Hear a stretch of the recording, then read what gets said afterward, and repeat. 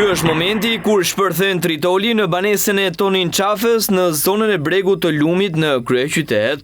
Një sasi lëndë plasëse është vendosur në murin rrethues të një banese në orën 00:35 në rrugën Besnik Hidri në kryeqytet.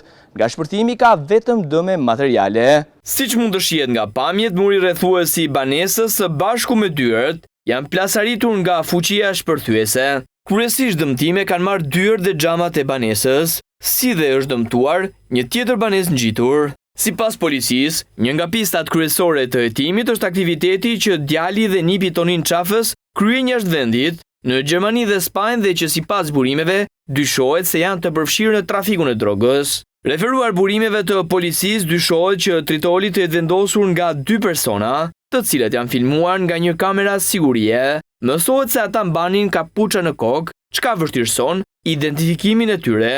Sasia e lëndës plasëse të vendosur dyshohet të ketë qenë rreth 250 gram tritol. Të njëjtat burime thon për MCN se Tonin Qafës i është vrarë edhe vëllai në vitin 2009. Ndërkohë, burime jo zyrtare thanë se kapanonin ngjitur me banesën ku shpërtheu lënda plasëse i përket një grupi kriminal të njohur të zonës, vendi i cili shërben për anëtarët e grupit për të parkuar mjetet e tyre.